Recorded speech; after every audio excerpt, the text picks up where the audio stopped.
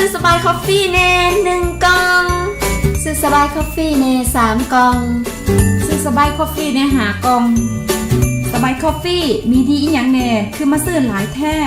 สบายคอฟฟี่เหมาะสำหรับผู้ที่ปวดตามข้อต่างๆลดไขมันในเส้นเลือดควบคุมภาวะเบาหวานบ่มีส่วนผสมของน้ำตาลหอมแซ่บดื่มง่ายดีต่อสุขภาพสบายคอฟฟี่ตั้งมีดีคันสั้นคอยซื้อแน่จัก10 กล่อง